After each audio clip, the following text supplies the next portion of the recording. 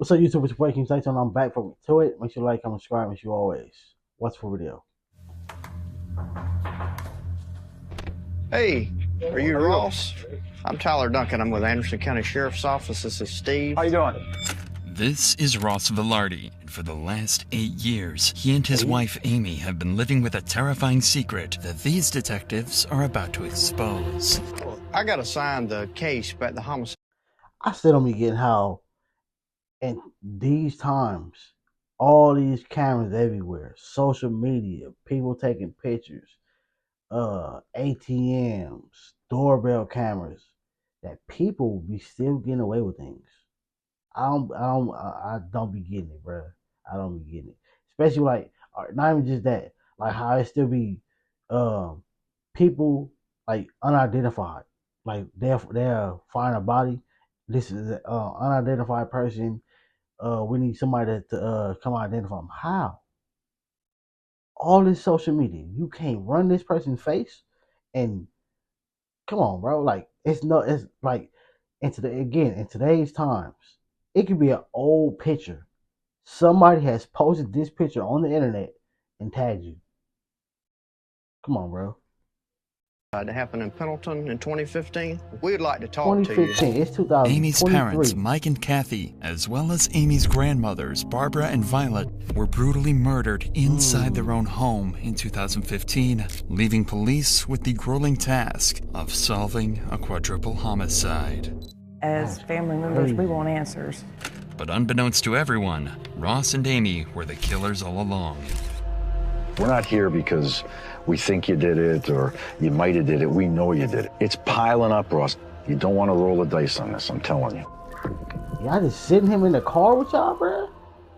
On November I ain't 1st, never seen nothing like that. 2015, Mike and Kathy Scott, alongside their mothers, Barbara and Violet, were found brutally murdered in their trailer home. Everyone was found with similar injuries, a slashed throat and a gunshot wound to the head made after they died. They were also found with knife wounds on their hands, indicating that each victim had tried to fight back before being killed. There were even bloody handprints on the doors and walls, showing that someone had even tried to escape after they'd been stabbed. The terrifying scene inside the trailer. One, how you doing this to another human being, let alone old folks? People you know for slight certainty they can't defend themselves against you. You're young, youthful. They're old, senile. Not senile. That's wrong. But they're older. Their strength isn't as as it was when they were the 25, 30, 35. Either 65. Come on, man. Home would go completely unnoticed for the entire day until, according to Amy, she went to check up on her parents and found them lying dead inside their home. And at around 12:30 that day, Amy decided to call 911. 911 was location of emergency. Oh my God! I need somebody out here. What's going on? Oh God! Imagine coming home to that. In my mama's house, and Who are these people that are in the house? it's my mom and my grandma and my granny and my stepdad. When Anderson County Police arrived on the scene, they said it was one of the bloodiest scenes they'd ever been to. But something was off. Detectives noted no signs of forced entry and thought it couldn't have been a robbery as there were multiple valuable items left in plain sight inside the home. This made two things clear to detectives. Whoever was responsible was allowed inside the home before the acts, and that they only had one thing on their mind: murder. It seemed like this case had to have been committed by someone close to Mike and Kathy, but with insufficient evidence, the case slowly went cold, allowing Amy and Ross. That'd be extra sad when it be somebody you've been nice to, you've been kind to, or a family member or a loved one. Family member is a loved one. What you like? Come on, like a significant other, your girlfriend, your boyfriend, your whatever, your side person. Like, bro, like what? It just show like you really can't trust nobody. To get back on the streets and live their normal lives again for years to come. But police always had their suspicions about this case and were never comfortable letting it stagnate. Amy's Facebook page showed that she constantly had fights with Kathy and Mike over her children, often calling them narcissistic, emotionally abusive, and disrespectful. What's most disturbing was a video of Ross and Kathy's fighting found on Amy's page, where Ross says something that would come back to haunt him forever. Why don't you have Grandma come out here real quick? I don't think your grandma wants to deal with this trash. I'll show you stuff. Yep, yeah. Okay. In addition to this eerie statement from Ross, police found something that seems damning. They discovered a photo Mike had sent to a coworker just 2 days before his death, a couple of $100 bills. And inside Amy and Ross's trailer was a neatly organized stack of $100 bills, exactly the same serial numbers as Mike's. At the time, this was all treated as circumstantial, but slowly more coincidences would begin to line up that gave police enough reason to suspect Amy and Ross as potential killers. So, in 2023, they reopened the case, nearly a decade after the events that put an end to nearly an entire family. Detectives started by launching a series of interviews with Mike and Kathy's closest peers to try and get a better picture of Amy and Ross, and see if they might have been responsible after all. They begin with Mike and Kathy's neighbor, to learn about Amy's relationship with her mom, and if he saw anything the day of the incident. With the daughter, got angry with her, and kept the children from Kathy. So tell us about that. It seemed that they really tried to help Amy a lot. And Mike and Kathy, they really took care of the kids. And it broke Kathy and Mike's heart. She just really missed the kids, and the two older ladies that lived there, they were used to the kids coming in and out. You think Kathy was afraid at all of Amy and Ross? No, she never expressed that. But it was always the talk of the area that Mike would go to flea markets and he would get some kind of video games that he collected. There was a good resale market for them, and that he would buy any old jewelry that had some gold in it. It was always a rumor that he kept a lot of cash and gold stuff around. Not only did Mike collect jewelry and other rare memorabilia, but it was well known in the community that Mike always had a large sum of cash with him because he feared putting money into the banking system. This made Mike a large target, especially amongst those who knew him well. I think you've got to be one sick puppy and go in there and kill two helpless old women. The thoughts that somebody came in and killed us. But the only thing about it, though, they showed the money was still there, though. So it could have been, well, possibly couldn't have been for the money because you didn't take the money.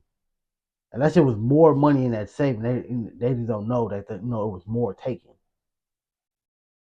People, I still have nightmares about that. This tells detectives that the murder could have been done for financial reasons, especially since this fact wasn't a secret at all. Couple this with the fact that Mike's money was currently sitting safely inside Ross and Amy's safe at home. A picture is starting to form of what might have actually happened that night. But still, nothing is certain at all, and police next head to Roxy Voorhees, an ex-employee of Amy and Ross's, who worked at their pet grooming business during the months leading up to the crime. Roxy had spoken to Amy almost every day for months before the incident, so if anyone had some information to give, it'd be her. And they were exactly right. What they found was so sinister, it blew the case wide open. Ross had made a joke and said, do you want me to It was a joke at the time. Right. Then later I was like, holy, I'm glad I didn't say yeah. It's Amy, right? What was your job there? A bather. And I was learning in the process of grooming. When you worked for the shop, you said they were just getting started, so they weren't very successful yet. They appeared that they were fine. Okay. But then I would hear arguments of them, and a lot of it was money related. When I started working for her, I seen Kathy and Mike at the grooming shop. I was in the back grooming, so I didn't hear everything that was going on, but it was something to do with money. Okay. Throughout working there, she'd always tell me about how she was treated growing up and all of that. What kind of stuff would she say about how she was treated? She told me that she was always a daddy's girl, and she said her dad he was working on a car and it crushed him, and he was placed in the hospital. And her mom decided to pull the plug. She always hated her mom for that. Detectives learned that their grooming business wasn't as successful as they claimed it was. Based on bank records collected by police, Amy and Ross's proven income in 2013 was $25,622. However, in 2014, Ross spent $14,200 on a Ram truck, $5,700 on a Mustang, $10,000 on a Harley FXE, and another $5,000 on a Harley XL. Close to $35,000. Idiot. Your business put in $25K. You spend $35K. Idiot. Who are you trying to prove something to? You have a business, which most people don't. Idiot. You should have went to Mike. Hey, Mike, put me on. Let me learn what you doing since you got you got no business, but you get money. Let's do it together. Come on. $1,000 on luxury purchases, but an income of just $25,000. With these poor financial decisions, the couple needed money, and they needed it badly. In 2014, their business fell short, making just over $3,000. And then plus, you have a business. Where are you going? Where are you going? Like, you got to be at work from clock in to clock out. And I'm talking about from sun up to sundown. It's your business. You're not an employee who's working 4 to 8 hours. You're working the 16 or whatever it is. Where you going? Why you need all these cars? You're supposed to be at work. $1,000 for the entire year. Things were bad, and they were on the brink of bankruptcy. So when the cops found $67,000 in cash hidden in their home, they knew something seriously strange was going on. Ross claims that he'd been saving the money for years, but detectives don't buy it at all. They're certain that, at a minimum, Ross and Amy had to have stolen from the house on the day of the murders. But to some extent, this was all known about 8 years ago, and it's still all circumstantial. For all the cops knew, Amy could have noticed the dead bodies in the trailer and grabbed the cash out of desperation before calling the police. So there had to be something that set this investigation apart from the one back in 2015. However, this case would take a complete 180 after detectives would find their most blatant, crucial piece of evidence yet. When going through all the CCTV cameras throughout the town on the day of the murders, police found footage of Ross walking out of a gas station that night. Nothing is suspect at first, until you look a little closer. The shoes he's wearing are Asics Gel Speedstar 5s, a model whose sole design just so happens to perfectly match the bloody footprints that were found inside the trailer. This claim was even confirmed by the shoe company themselves, and the pattern is unique to this specific model, making it clear to detectives that Ross Vilardi is a cold-blooded killer. All the evidence had come together. The abundance of cash in Ross and Amy's home, Mike's $100 bills in Ross's safe, identical shoes to the killer, and an ugly past. Oh, I was getting confused. Mike and Ross. All right. This is Mike's money in Ross's safe. Okay, all right. With Mike and Kathy, police now believe they have everything they need to charge Ross and Amy with the murders. So, on December 11th, 2023, they decide to confront Ross and Amy at their new home to finally uncover the truth about that night once and for all. Hey, are you Ross? I'm Tyler Duncan. I'm with Anderson County Sheriff's Office. This is Steve. How you doing? How's it going? I got assigned the case about the homicide that happened in Pendleton in 2015. Okay. Is Amy here? She is. So since she's the one that called 911, I think you were there also. We'd like to talk to you. If you want to come on out, we'll talk to you, and then we can talk to her. Can you describe, I guess, your relationship with Mike and Kathy? I had a good relationship with Kathy. My relationship with Mike was really great, actually. It kind of turned sideways a little bit July 4th. So I think y'all had got married that year, is that right? Correct. In 2015? Yes, October 24th. The 24th. That would have been, what, about a week or so before? Yep. The last time that I saw Mike and Kathy was before Amy and I left to come down that Halloween. We had just gotten back from my mom and dad's. She went to knock on the back door, but the back door kind of just like was already cracked open or something like that. And that's when she apparently found the scene that she found. She went bolting back out of the house. I think she called 911 before she called me, if I remember correctly. So you didn't go over to the other trailer? No. Over to Mike and Kathy's trailer? Correct. I never went in that trailer that day. So after you last seen them, you never went in their place again? Correct. Yeah. The detectives are baiting Ross into a trap, as they know based on the footprints that Ross... This is why I said before, when it comes to these moments right here, with any type of case, lawyer, you don't know what they know. You just said, oh, I didn't go in that house that day. If you would have said that you went in there because after you pulled up, after she called you, you put up and you went there to see it for yourself, to see if she was over exaggerating or whatever, and then bam, you already know, hey, you're not a crime scene investigation. You don't know, like, hey, to walk a certain trail so you don't walk into the stains and whatever. You don't know that. You just walked in and seen what you seen. But now, since you said you didn't walk in, why are your footprints in stains? I'm saying stains because this is YouTube.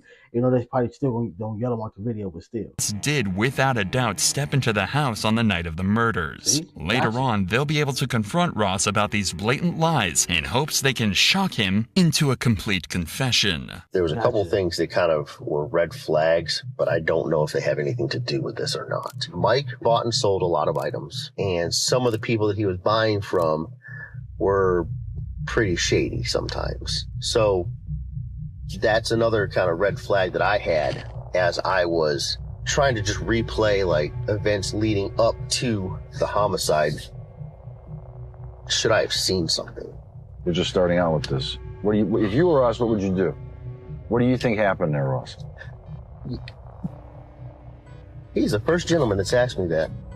TV shows that I watch always say, follow the money. And you find out where the real motives are. Ross is unknowingly digging himself into an even deeper hole. When the money is traced, it leads right back to his and Amy's pockets. But there's only so much Ross can do. The police aren't telling him that he's their main suspect, so all he can do is keep on lying. Devastating. Money has a serial number for a reason. That's how they know that you have this person's money. Unaware that they've already unraveled his entire scheme. They destroyed our business. From January to when this happened, I made just shy of $100,000 with our mobile grooming business. As soon as this happened, with all the media coverage, all of that went away because of this. And you said you had a large amount of money in your single wide. Is that where the money came from? The money that was in our single wide in my safe, about $80,000. That was literally the savings between Amy and myself. The detectives know Ross is lying through his teeth, but for the sake of having a civil conversation with Amy, they'll hold off on confronting and accusing Ross until after their talk with Amy. Just shovel the bullshit out of that front seat right now so Amy can get in. Mm-hmm. See, you probably would have got away with that if, even though, even I think they can still find a way to track it if they really smart enough to do it. But just say if you would have made, for every $100 you wouldn't have made a purchase. So now instead of 100, it's 20s. Now that probably, if they can't find out where you've been spending the money at, it would have been you would have had $80,000. Probably would have had a little less, and then they wouldn't say, oh, it's Mike's money because he had hunts, you got dubs. It's two different things. See, you don't know what they know, so you watch yourself. He's the victim, Oh, I got that very quickly. But follow the money. Follow the money. You can tell that Yeah, I saw him. And every time he's talking, he can't look at you in the face. I know. You got a tiger by the tail here, though, buddy. Don't think you don't. This is a career case, let me tell you. Your grandmother, and then obviously Mr. Scott and his mom. What do you remember? What can you help us with? Where should we look? Yeah, me and my therapist talk about that a lot.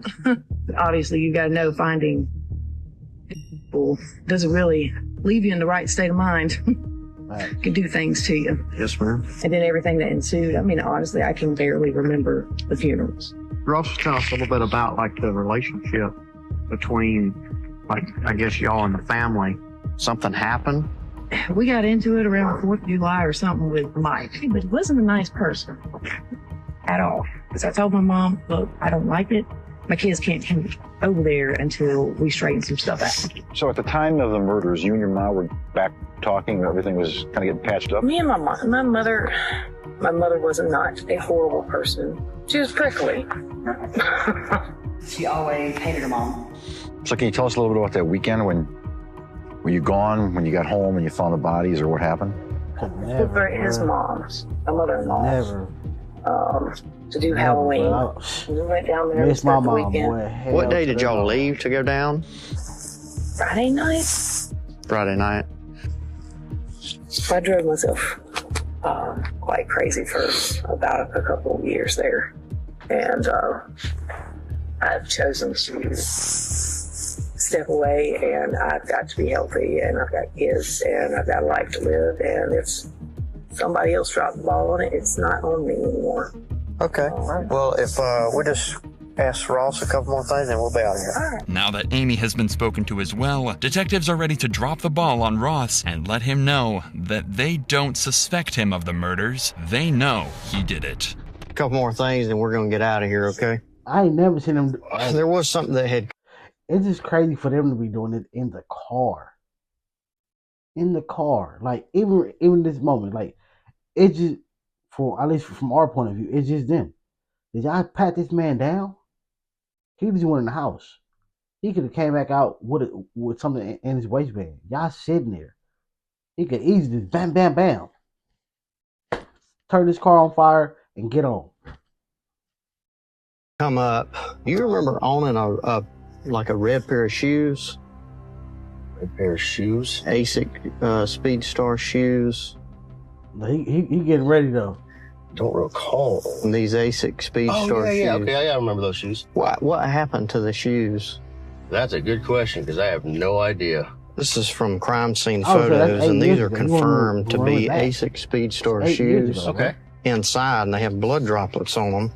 And interestingly enough, you're at the Quick Trip wearing those shoes the night of the murders. Okay. So if you never went in the house, I'm just interested to know how they ended up in the house. I have no idea how those shoes would have had any kind of blood on them. I mean, obviously I was wearing them at a Quick Trip on the 31st. Well, and they never found the clothes either that you were wearing. That hoodie? Mm-hmm. Let me think here. If y'all left on Halloween after... I would have been like, that's 8 years ago. I done lost weight. I threw them clothes away. But again, see, you don't know what they know. But you're on video there. The timeline doesn't add up. The fact that your shoes are inside of the house, that's a big problem. Again, I don't know where the shoes are at the moment, and I don't remember whatever happened to those particular shoes.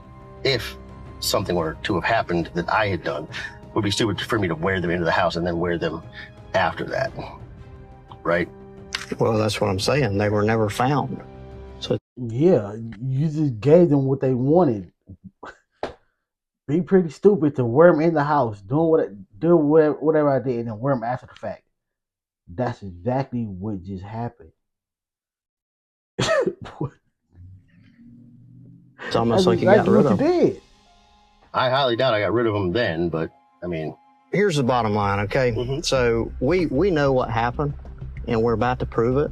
Okay. So the opportunity for you is now. If you want to look out for yourself, is to really just to tell us what happened. If this was something that Amy put you up to doing, because obviously you have the skill set to go in here and do this, and y'all did benefit from the murders, okay? Because you got a lot of money. We've been through your financials, okay? We did not get a lot of money from this. Y'all were struggling all up until the murders. The money found in your safe, there's money photos from Mike's computer that match the same serial numbers as the money that was found in the safe. So it's not savings. That's money that was found inside of Mike and Kathy's house that Mike was saving, and y'all took it after you killed him. Yeah, okay? absolutely. And I'm telling you right now, we're going to prove it. If you think she's not going to crack on you when we do, then you're mistaken. We're not here because we think you did it or you might have did it. We know you did it. Okay, we're just here as a courtesy. I'm just telling you, Ross, financially at the time, things were really bad. We got text messages between you and Amy saying you don't have the money a few weeks before. And you said it the best, follow the money. We did that. We led right into your single wide. It's piling up, Ross. You don't want to roll the dice on this, I'm telling you. It's not going to come up pretty. If, for instance, Amy and I decided to, or if I decided to take a deal, right? Ain't no deal. Mine is going to be better than Amy's because I came to the trough first, right? Right. So, prison time, no matter what. Amy, prison time, no matter what. My 3 kids in here, they grew up without a father and a mother. Granted, my mother would be more than willing to take them. I understand. Them people had to stop growing up. They had to stop living, stop breathing. Toenails had to stop growing and all type of things. I understand your kids from to grow without a father and a mom, but you made that decision. You caused that to happen. This is your problem. And that we're not the ones who put you on this predicament. Now you're going to have to deal with the consequences. You 10, 20 years in prison. Your life. That's best case minimum scenario, I would imagine, right? Yeah. It's better than the rest of your life or death, isn't it? I mean, it might as well be one of those two. By the time I get out, my kids aren't going to know who the f- I am. I mean, the other option is I probably need to talk to a lawyer at this juncture here. All right, Ross. You're free to I go. respect that. Okay. All right? Yep. 4 days after these interviews, Amy and Ross were arrested in Pendleton, South Carolina, and were charged with the 4 brutal murders of Kathy Scott, Mike Scott, Barbara Scott, and Violet Taylor. The 2 are being held in prison without bond while they're tried in court. The couple's next court appearance is set for later this year, where they'll meet their true fate in the hands of a judge. That's crazy, man. Like, I couldn't even imagine, like, doing that to your stepdad, your mom, your grandparents. That'd just be beyond crazy, dog. For real. People be safe because you just never know. You never know. You might be sitting right next to the person who's going to unalive you, bro. That's crazy.